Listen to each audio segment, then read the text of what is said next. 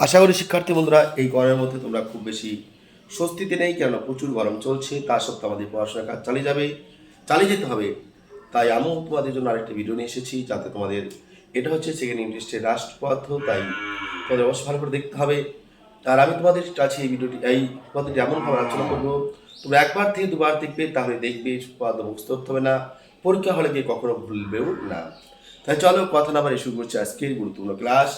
প্রথমে তোমরা প্রশ্নটা করবে, সমান সমান ক্ষেত্রফল বিশিষ্ট ত্রিভুজাকার ক্ষেত্রগুলি একই ভূমির উপর এবং একই ভূমির একই পাশে অবস্থিত হলে তারা একই সমান্তরাল সরলরেখার যুগলের মধ্যে অবস্থিত হবে। অর্থাৎ সমান সমান ক্ষেত্রফল বিশিষ্ট ত্রিভুজাকার, অর্থাৎ দুটি ত্রিভুজ আঁকতে হবে।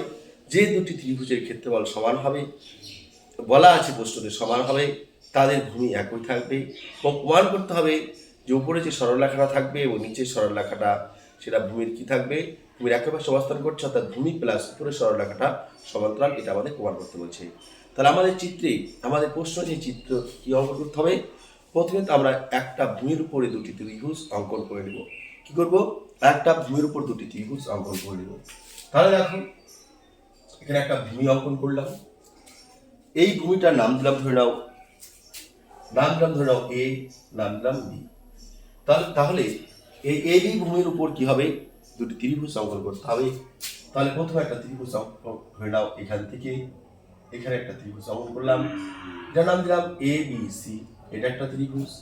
ঠিক আবার একইভাবে এখান থেকে আবার ধরে নাও, এখান থেকে আবার একটা একই ভূমি বলছে, তাই একই ভূমির পর একটা ত্রিভুজ অঙ্কন করলাম, দেখো ডি। এর নাম হচ্ছে এ বি সি, এটা ডি। তাহলে দেখো শিক্ষার্থী বন্ধুরা, প্রশ্ন অনুযায়ী আমাদের এটা ঠিক আছে কিনা, আমাদের প্রশ্ন অনুযায়ী এটা ঠিক আছে কিনা। ঠিক আছে, এবার আমরা এখানে তোমরা একটু সুবিধা করার জন্য তোমরা কি করতে পারো, এটা একটু এদিক করে এদিক একটু বা দেখো, তাহলে আমাদের হয়ে গেল। এবার দেখো, তাহলে আমরা কি করলাম, দুটি ত্রিভুজ এঁকে নিলাম, একটা এ একটা বি, এ বি সি একটা ত্রিভুজ আর এ বি বি একটা ত্রিভুজ। তাহলে প্রশ্ন কি বলছে, এই ত্রিভুজ দুটির সমান ক্ষেত্রফল। তারপর কি বলছে, এই ত্রিভুজ দুটি একই ভূমির উপর অবস্থিত। সেই ভূমি দুটি কি আছে, এ বি দেখতে পাচ্ছ, আর কি দেওয়া আছে, এবং এই ত্রিভুজ দুটি ভূমি কি আছে, একই পাশে অবস্থিত। কারণ দেখো এ বি ভূমি, এ বির দিকে দেখো এ বি ডি অবস্থান করছে, আবার এ সি বি এটাও ভূমির দিকে অবস্থান করছে।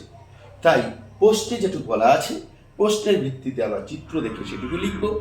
তাহলে আমরা প্রথম পাঠটাকে লিখবো প্রদত্ত পাঠ। লিখলাম প্রদত্ত, প্রদত্ত লেখে কি লিখবে, ত্রিভুজ কি আছে, এ বি সি ত্রিভুজ, লিখবে ত্রিভুজ এ বি সি। আরেকটা ত্রিভুজ কি আছে, এ বি ডি। ও ত্রিভুজ এ এ বি ডি এর ক্ষেত্রফল সমান, আমি তোমাদের প্রথমে বলেছি এই ত্রিভুজ যদি আঁকবো, এই ত্রিভুজ দুটি ক্ষেত্রফল কি থাকবে, সমান থাকবে। প্রশ্নে বলা আছে, তাহলে ক্ষেত্রফল সমান। এবার ত্রিভুজ দুটি কি আছে দেখো, বলছে একই ভূমির উপর, তাহলে একই ভূমি আছে। তাহলে কারা, এই ত্রিভুজ দুটি, অর্থাৎ এরা লিখতে পারি, এরা একই ভূমি, একই ভূমি। কি ভূমিটা কি আছে, একই ভূমি এবি ও, তারপর কি বলছে দেখো, ভূমির একই পাশে, ভূমির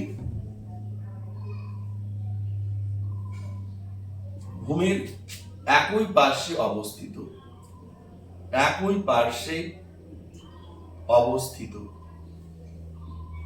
তাহলে দেখো, আশা করি তোমাদের এখানে প্রশ্ন নেই।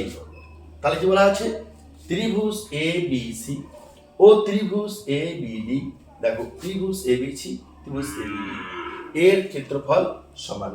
অর্থাৎ দুটি ত্রিভুজ আছে, দুটি ত্রিভুজের ক্ষেত্রফল সমান।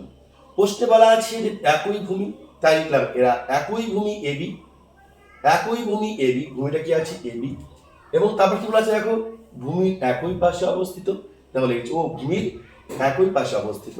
আশা করি প্রশ্ন যা আছে, প্রশ্ন এবং চিত্রের সাথে এখানে কিন্তু তোমরা মিল খুঁজে পেয়েছো, কিন্তু অমিলের কোনো কিছু নেই। অর্থাৎ চিত্র যেরকম আছে আমরা লেখাটা সেরকম লিখেছি, প্রশ্নে যে পাঠটা দেওয়া আছে সেই পার্টটাও একই রকম লিখেছি। এবার প্রশ্নে কি বলছে দেখো, তারা একই সমান্তরাল সরলরেখা যুগলের মধ্যে অবস্থিত। একই সমান্তরাল সরলরেখা যুগল, তার দেখো এখানে কিন্তু সমান্তরাল সরলরেখা নেই। দেখো এখানে এখানে এখানে আছে এবি, সমান্তরাল সরলরেখার যুগল অঙ্কন করতে গেলে আমাকে সিডি যুক্ত করতে হবে। তাই কি করবে তোমরা, স্কেল দিয়ে সি এবং ডি যুক্ত করে দেবে। তাই কি লিখবো আমরা, সিওডি, সিওডি কি লিখবো, সিওডি যুক্ত করি, সিওডি যুক্ত করি লিখলাম, সিওডি যুক্ত করি, সি এবং ডি যুক্ত করলাম, তাই তোমরা লিখবে সিওডি যুক্ত করি। আশা করি এখানে তোমাদের কোনো প্রশ্ন নেই। এবার কি করবি, এবার দেখো আমাদের প্রমাণ করতে, অর্থাৎ প্রামাণ্য বিষয়। প্রামাণ্য বিষয় আমাদের কি বলছে, কি প্রমাণ করতে বলছে সেটা কি বলছে দেখো, তারা একই সমান্তরাল সরলরেখা যুগলের মধ্যে অবস্থিত। একই সমান্তরাল মানে এখানে একটা সরলরেখা, এখানে একটা সরলরেখা, এই দুটি সরলরেখা কি হবে, সমান্তরাল সরলরেখা। তাই দেখো, তাহলে এবি সমান্তরাল বলছে, তাহলে এবি সমান্তরাল কি হবে, ডিসি। দেখো বুঝতে পারলে কিনা, আমরা কি লিখলাম, এবি এই বাহুটা এ তে বি শুরু হচ্ছে, তাহলে এটা বি থেকে সি শুরু হবে, তাই এবি সমান্তরাল ডিসি। এটা আমাদের প্রমাণ করতে হবে। এবার দেখো প্রমাণ করতে হলে আমাদের কিছু অঙ্কন করতে হবে, তাই এখানে বাদ দিব আমরা অঙ্কন পাঠ। অঙ্কন আমাদের দেখো, এখানে আমাদের এটা প্রমাণ করার জন্য আমরা কি করবো, দুটি বাহু টেনে নেবো, দুটি লম্ব টেনে নেবো। এবি সরলরেখাকে ধরে নাও, এই সি ডি থেকে এটার উপরে একটা লম্ব অঙ্কন করলাম, আবার সি থেকে বির উপরে একটা লম্ব অঙ্কন করলাম। মনে রাখবে শিক্ষার্থী বন্ধুরা, হয়তো তোমাদের বইয়ের মধ্যে এটা বাইরে রয়েছে, এটা বাইরে রয়েছে, বাইরে আর ভিতরে কোনো অবস্থান সেরকম কোনো ব্যাপার নয়, এটা চিত্র আমাদের আলাদা হতেই পারে। আর হ্যাঁ, এই ছবিটা তোমরা অবশ্যই তোমরা পেন্সিল রাখবে এবং এই দাগটা কিন্তু সোজা হতে হবে। তাহলে এটা নাম দিলাম এপিসিডিএস, এটা নাম দিলাম ই এবং এটা নাম দিলাম এ। ওকে, তাহলে দেখো কোথা দিয়ে আঁকলাম, ডি বিন্দু থেকে সরলরেখা অঙ্কন করলাম ডিই এবং সি বিন্দু থেকে অঙ্কন করলাম সি এ, তারপরে এ বির উপরে কি অঙ্কন করলাম, লম্ব অঙ্কন করলাম। এটা আমাদের কি দিতে হবে, এটা হবে ই। ওকে, তাহলে আমরা যে যা অঙ্কন করছি তাই লিখবো। কোথা থেকে অঙ্কন শুরু হয়েছে দেখো, দাগটা ডি বিন্দু থেকে শুরু করেছি, এটা কোথা থেকে শুরু করেছি, সি বিন্দু থেকে, তাই লিখবো ডি বিন্দু থেকে, ডি বিন্দু থেকে ডিই লম্ব ও সি বিন্দু থেকে, সি বিন্দু থেকে সি এফ লম্ব, সি এফ লম্ব কার উপর অঙ্কন করলাম, এবি সরলরেখার উপর। দেখো এবি সরলরেখার উপর এটা তো এ, তাহলে লিখবো কি, সি বিন্দু, দেখো একটা কি লিখলাম, ডি বিন্দু থেকে ডিই, এই যে ডি বিন্দু থেকে ডিই, তারপর কি বলছে, সি বিন্দু থেকে সি এফ কি করলাম, লম্ব অঙ্কন করলাম। এটা কি বলছে, দুটো লম্ব, তাই লম্ব অঙ্কন করলাম, লম্ব অঙ্কন করলাম, যা কোথায়, এবি বাহুর উপর অবস্থান করছে, যা এবি বাহুর উপর অবস্থিত। দেখো আশা করি বুঝতে পেরেছো, ভালো করে দেখো, লম্বটা কোথা থেকে শুরু করছি, ডি বিন্দু থেকে শুরু করলাম, ই বিন্দু পর্যন্ত অঙ্কন করলাম, তাই লেখা হলো ডি বিন্দু থেকে ডিই লম্ব, এটা কি অঙ্কন হচ্ছে, লম্ব, তাই লিখেছি লম্ব, ও সি বিন্দু থেকে, সি বিন্দু থেকে সিএফ, সিএফ লম্ব অঙ্কন করলাম, অঙ্কন করলাম, এঁকেছি তাই অঙ্কন করলাম, কার উপরে, এবি বাহুর উপরে, যা এবি বাহুর উপর অবস্থিত। আশা করি তোমাদের বুঝতে অসুবিধা হয়নি। তাহলে এটা হচ্ছে আমাদের অঙ্কন গেল। অঙ্কন পাঠ আসার পর কি আসবে, প্রমাণ পাঠ। দেখো কি বলবে প্রমাণ, প্রশ্ন দেখো প্রমাণ পাঠ কি দেওয়া আছে, এ বি সি কি আছে, এ বি সি একটা ত্রিভুজ, ত্রিভুজ এ বি সি সমান সমান, দেখো এখান থেকে এই ত্রিভুজ এ বি সি যদি ধরি, এর ক্ষেত্রফল কি হবে, সমান সমান কি হবে, দেখো আমরা জানি হাফ, 1/2 হাফ গুণন কি হবে, যদি কোনো ত্রিভুজের তোমরা উচ্চতা জানতে পারো, ত্রিভুজের উপর যদি উচ্চতা জানতে পারো তাহলে সেই ত্রিভুজ উচ্চতা ক্ষেত্রফল সূত্র হচ্ছে হাফ ইন্টু ভূমি ইন্টু উচ্চতা।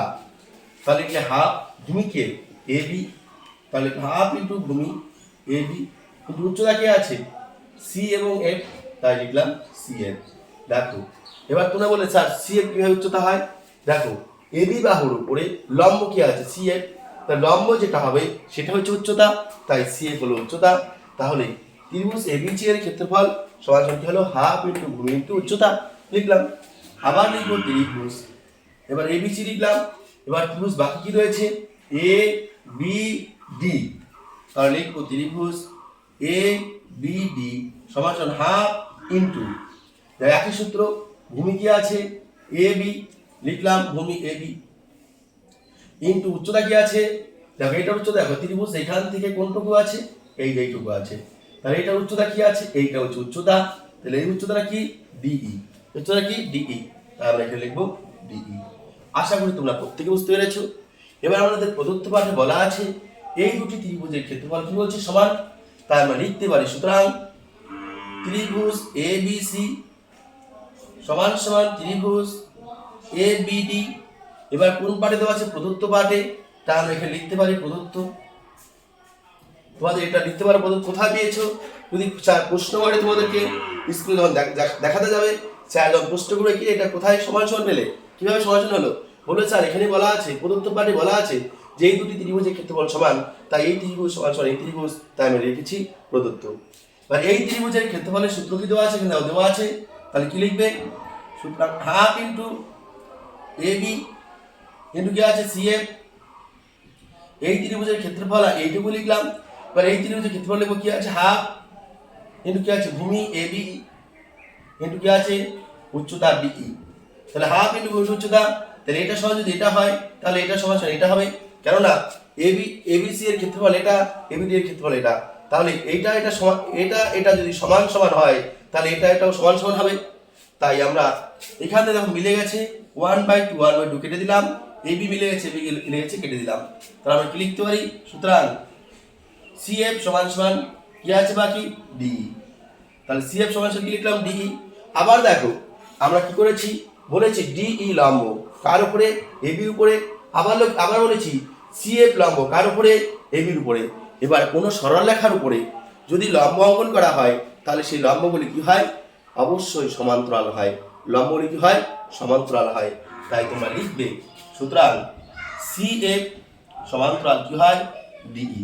কেন সমান্তরাল লিখবে কি লিখবে সিএফ সমান্তরাল এবি কমা, আবার সিএফ দেখো কি বলছি সিএফ, এই সিএফ সমান্তরাল কার উপরে এবির উপরে, আবার ডিই সমান্তরাল কার উপরে, দেখো ডিই সমান্তরাল কার উপর সমান্তরাল আবার এবির উপরে লিখলে এবি, অর্থাৎ দেখো সিএফ সমান্তরাল ডি কেন লিখলে, সিএফ সমান্তরাল ডি কেন লিখলাম, কারণ সিএফ লম্ব আছে এবির উপরে, ডিই লম্ব আছে এবির উপরে, এই দুটি লম্ব হবে এবির উপর লম্ব আছে বলে এই দুটি সরল দুটি যে উচ্চতা দুটি আছে লম্ব দুটি পরস্পর হবে সমান্তরাল। এবার দেখো এটা এই বাহুটা সমান এবং সমান্তরাল। এবার দেখো তাহলে কি দাঁড়ালো ই এফ সি ডি, ভালো করে দেখো ই এফ সি ডি এটা একটা চতুর্ভুজ, এই চতুর্ভুজের এই বাহুটা সমান ও সমান্তরাল, সমান এবং সমান্তরাল। আমরা প্রত্যেকেই যে জানি, আমরা বিগত উপপাদ্যগুলিতে জেনেছি কোনো একটা চতুর্ভুজের যদি বিপরীত বাহুগুলি সমান সমান এবং সমান্তরাল প্রমাণ করা যায় তাহলে সেই চতুর্ভুজটিকে সামান্তরিক বলা যায়। কি বলা হলো, আমরা বিগত উপপাদ্যগুলিতে জেনেছি শিখেছি যে যদি কোনো চতুর্ভুজের বিপরীত বাহুগুলি সমান ও সমান্তরাল হয় তাহলে সেই চতুর্ভুজটি সামান্তরিক বলা যায়। তাই আমরা লিখতে পারি সুতরাং কি লিখতে পারি, তোমরা কিন্তু অবশ্যই এটা তোমরা নিচে লিখবে, এই লেখাটা নিচে লিখবে, আমার জায়গা নেই তা আমি পাশে লিখছি। কি লিখবে সুতরাং ই এফ সি ডি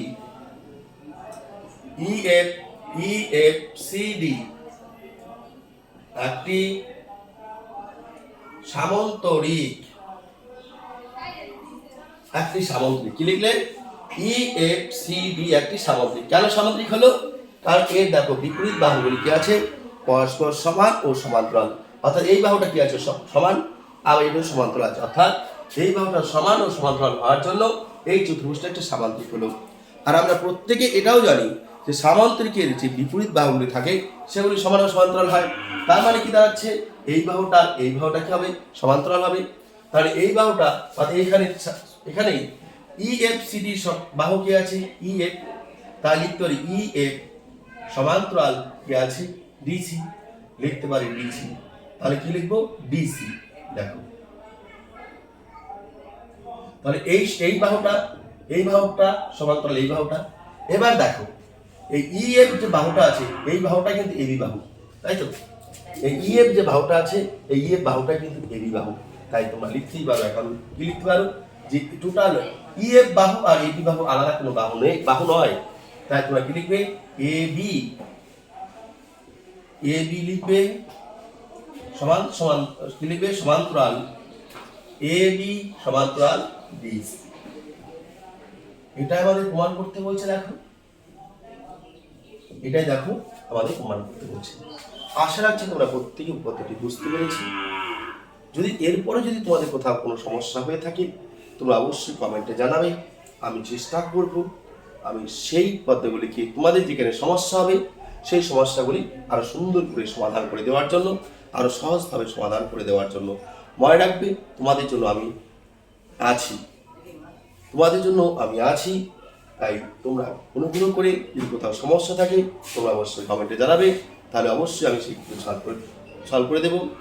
যে কোনো উপপাদ্য, এমনকি তোমাদের অঙ্ক বইয়ের মধ্যে যে কোনো অনুশীলনী থেকে, যে কোনো কোষে দেখি থেকে যদি তোমাদের কোনো অঙ্কের সমস্যা মনে হয়, তোমাদের হচ্ছে না, তোমাদের প্রাইভেট বা স্কুলে হয়নি, তোমরা অবশ্যই আমার ইউটিউব চ্যানেলের মধ্যে তোমরা কমেন্টে জানাবে। আমি তোমাদের প্রত্যেকটা জিনিস সেই প্রশ্নগুলির উত্তর অবশ্যই তোমাদের করে দেবো। প্রয়োজন হলে তোমাদের জন্য আমি লাইভ ক্লাসে চলে আসবো। তাহলে কিন্তু তোমাদের জন্য আমি সবসময়ের জন্য প্রস্তুত আছি। শুধু তোমাদের একটু জানানো দরকার তোমাদের কোথায় সমস্যা। তাহলে শিক্ষার্থী বন্ধুরা যারা ভিডিওটি দেখেছো শুরু থেকে শেষ পর্যন্ত তাদেরকে অসংখ্য ধন্যবাদ। যাদের ভিডিওটি ভালো লেগেছে তারা অবশ্যই একটা লাইক করবে এবং তোমাদের অন্যান্য যে বন্ধু বান্ধবী রয়েছে তাদের কাছে শেয়ার করে দেবে, যাতে করে তোমার মতো তারাও যাতে বুঝতে পারে। এবং অবশ্যই যারা চ্যানেলে নতুন এসেছো তারা চ্যানেলটিকে সাবস্ক্রাইব করে নেবে, পাশে থাকা বেল আইকনে ক্লিক করে নেবে। যখনই আমি কোনো ভিডিও আপলোড করবো তোমরা সবার আগে পেয়ে যেতে পারো, ঠিক তার জন্য। তাহলে আজকের মতো বিদায় নিচ্ছি। এই সবাইকে ধন্যবাদ জ্ঞাপন করি। সুস্থ থাকবে, ভালো থাকবে, এই গরমকে এড়িয়ে চলে